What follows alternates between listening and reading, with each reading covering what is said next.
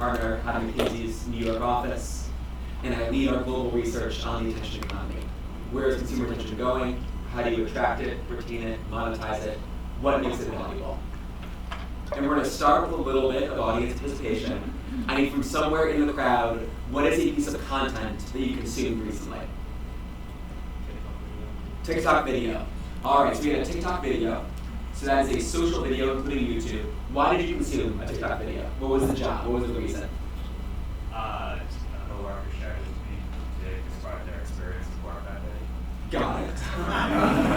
And so we don't go quite that specific. Would you characterize it as, was it for social connection? Was it for light entertainment? Was it education information? What was the reason if I had to make use of these five? Social connection. Social connection. And how focused were you? Scale of 1 to 5, from not very focused to incredibly focused. How focused were you? My attention was definitely divided. I would say not very focused. Not very focused. Okay, so what is the intrinsic value of that TikTok video that you consumed? 21 cents. 21 cents per hour. So if you consume an hour of those TikTok videos... It costs me more, honestly. Yeah. And the idea here is, for that medium, TikTok, for that job to be done, social connection, and for that level of focus, not very focused, the inherent intrinsic value is 21 cents, which means between you and any advertisers trying to reach you, they would spend 21 cents per hour of consumption. Now, let's say you weren't doing social video. Let's say you were watching linear cable. And let's say you were doing this and you loved it. You were watching a show that you really, really enjoyed, and because you loved it, you were extremely focused. Well, the value of that attention goes from 21 cents per hour to 78 cents per hour. And so what we've done is, in the attention economy, there are 20 different mediums that you can consume. There's television, there's video, there's audio, there's in-person, there's digital. There are 5 core jobs to be done, and there are differential levels of focus. And if you know each of those 3, you can understand the intrinsic value of the attention. And so I'll dive into our presentation and share what you can do with that as marketers. But the core conceit, the core idea is that attention has inherent value, and you want to understand what it is. So etymology of this work, what inspired it? We had this sneaking suspicion that we were getting attention wrong. That for about 15 years in media, we've been talking about the war for consumer attention. But we keep talking about the box scores of how many eyeballs did you get, how many people watched a show, and we never talk about the quality of that attention. And we did that even though we know different mediums monetize to incredibly differential degrees. An hour spent at a theme park is way more valuable than an hour spent watching TV, which in turn is more valuable than an hour spent listening to music. And so we know that inherently, but we never really understood why. And so we wanted to quantify and dive into the why behind that differential monetization. We talked to 7,000 consumers globally, 3,000 in the US. We got a ton of data sources, 20 odds from across the media industry, from across the advertising industry, and we built some relatively sophisticated regression models to predict the value of attention. And we'll go through each of these today, but 5 things I want you to take away from this meeting and from this discussion. So attention quality, it's definable and measurable. It's defined by focus, how deeply engaged am I when I'm consuming something, and it's defined by intent. Why am I consuming this thing? Both of which have a very high correlation to the value of attention and the willingness of the consumer to act on what they're doing.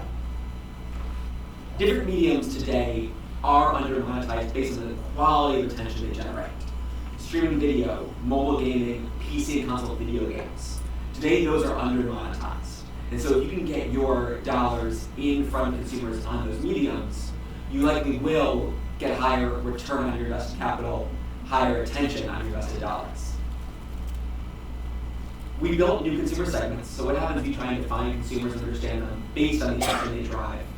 That can be valuable to think about who you want to engage, how you want to engage them. We've been thinking about super users all wrong. Oftentimes we really look for the folks who spend hours in individual mediums. That's not quite right. You want to look for attentive hours, you don't want to look for tonnage of time. And so when you're advertising, when you're going to mediums, you want to ask, for people who read this, for people who watch this, how focused are they? What is their intent? What is their engagement on it? And beginning today, beginning tomorrow, you can start bringing this idea of focus and intent into your work. You can think about, how do I drive resonance? How do I match my consumers in the moment that I'm meeting them? And how do I think about my right channel mix given what we know about attention?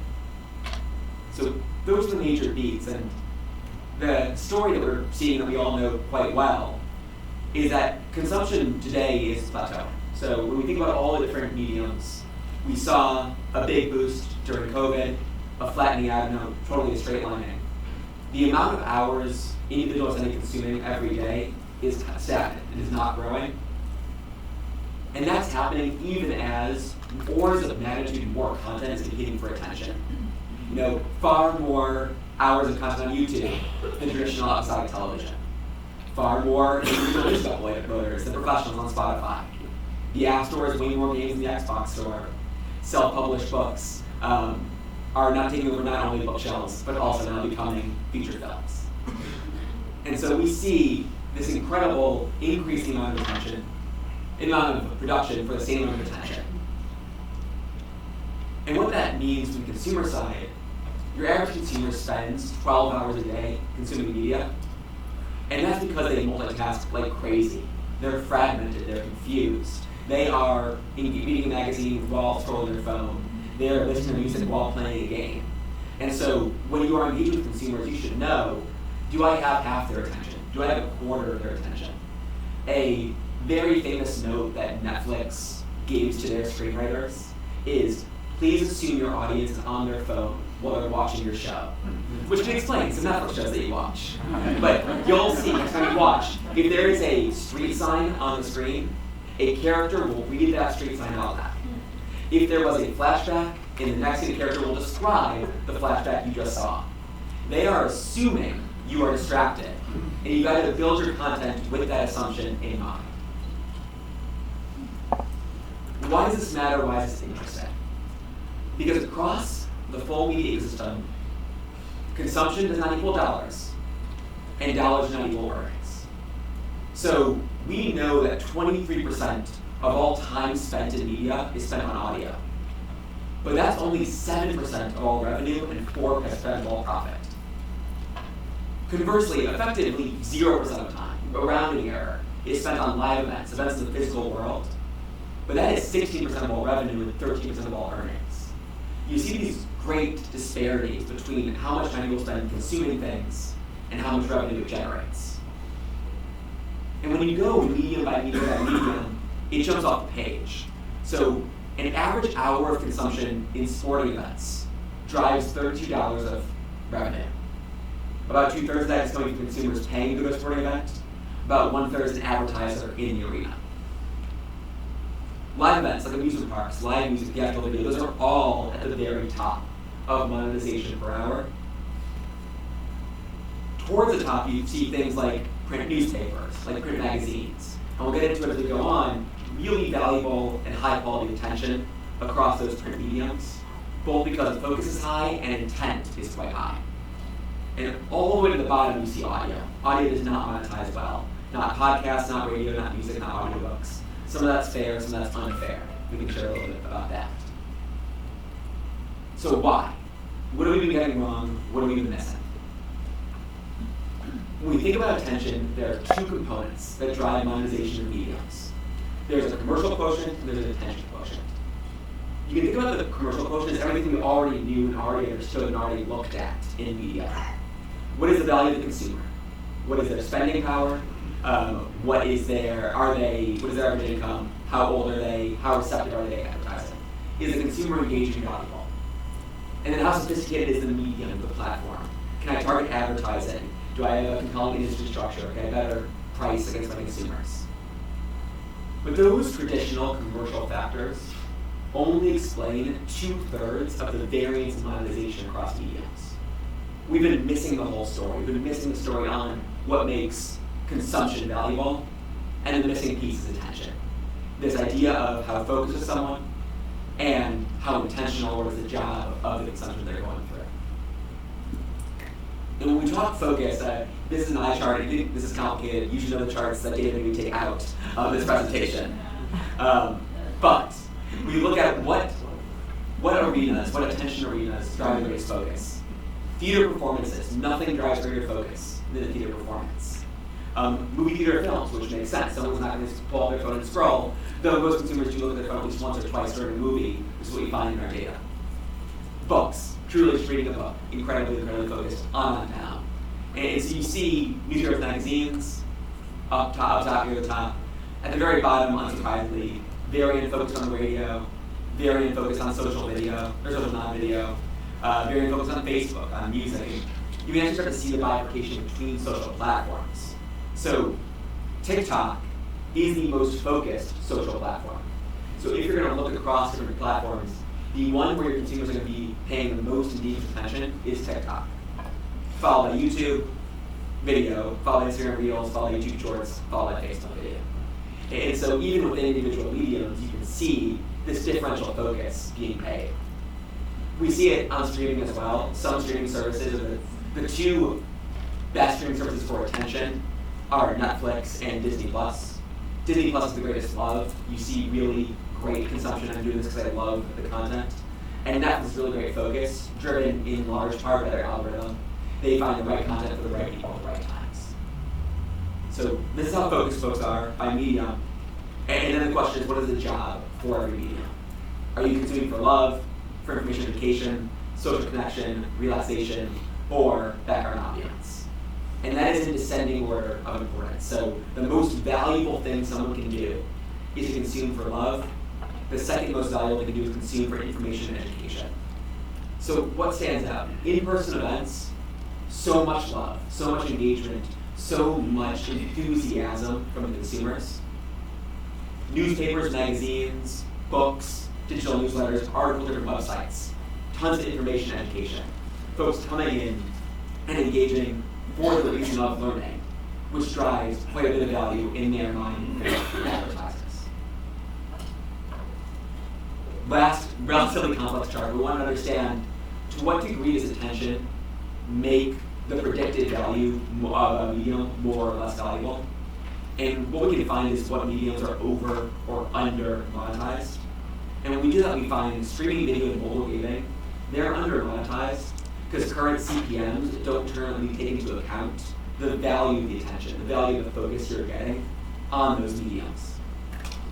Similarly, social media, video, and podcasts, those are under monetized as well, but attention is shit. They're under monetized because the platform is so compelling, but the attention there is not valuable. The trick would be, if you can drive attentive podcast listening, if you drive attentive social video listening, the value of that advertising goes through the roof. So when you think about different mediums, TikTok a little more compelling because you get more focus there. Or maybe a few podcasts that really drive the love or the resonance that you want in your marketing could be a little bit more compelling. On super users, we find that only a third of people who are in the top decile of time spent in the digital medium are in the top decile of spend. So the consumers, even if they're consuming a lot, aren't always spending a lot in that medium. That gap bridges when you have attention. So if you are attentive and spending a lot of time, you're much more likely to spend your money in that time. And then consumer segments. When we bring this attention lens to consumer segments, we find there are 7 different types of consumers we have to look at, of which 3 are uniquely valuable. The content lovers, the interactivity enthusiasts, and the community trendsetters. In the corner on the bottom left, the less valuable world, you can see mobile scrollers, thrifty thinkers, legacy holdouts, digital traditionalists. But each of these cohorts engages with content with mediums in different manners, and you can speak to them differently when you dive in. And we have a little bit of content on each one, right? We know the content lovers believe that consuming content is the most important thing in my life. We know that the interactivity enthusiasts prefer content that really engages them, think sports, think video games. And the trendsetters, their fandom is important and they drive the thoughts of all those around them. And we'll go, Whitey's going to be on how you touch and how you go to each of these different consumer segments. When you think about content lovers, they're really, really receptive to advertising. They'll buy anything. They love influencers. They love shoppable content. And if you can find mediums in which they over-index, you are likely to overperform across those mediums. Interactivity enthusiasts, interestingly, hate ads. They say they hate them all, avoid them at all costs. But they really spend through influencer marketing. So they spend when someone they trust says, this is something you should try, this is something that I find really, really valuable. They also find sports really compelling. That's the one area they are open to advertising.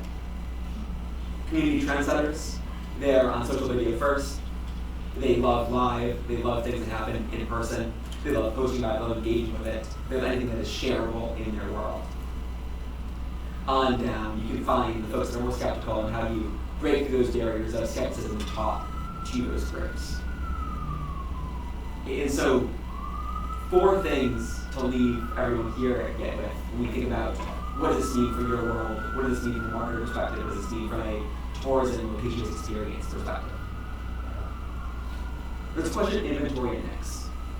What inventory is kind of most relevant for your attention? What are you trying to get a consumer to think about when you're engaging them? And how do you find resonance between the area you're advertising and the thing you're advertising? And the story here on resonance is there's a ton of empirical evidence that if the advertisement matches the emotional valence of the consumer, it matches the intent of the consumer, they are 2x, 3x, 4x more likely to take an action based on that advertisement. The canonical example is if you're advertising during a comedy TV show, make your advertisement funny. But if you're going to advertise in a low distraction, a high distraction environment, make an ad that is able to be consumed while someone's distracted. If you have something that's deep focus, really take advantage of that focus. Take advantage of a puzzle someone can solve, or something that teases the brain a little bit more. But always match that level of intention from the consumer to the intention of your engagement. There's questions of focus and job to be done. How do you make sure you play in more focused mediums and more beloved mediums? How do you find the right answer in your suite of marketing? How do you think about consumer segments? How do you think about who you're talking to, how you talk to them? What's the right way to engage with them in the right manner, at the right time, with the right message? And then when you think about this level of personalization, this level of dynamism, how do you engage on one-to-one discussions, one-to-one marketing that really engages the consumer in the place they are, in a medium that works for them? And so that's the long and short of the attention quotient, the attention economy, our work on attention. It is a 40-page report. There are very, very complex charts that we fell in love with making and no one can understand.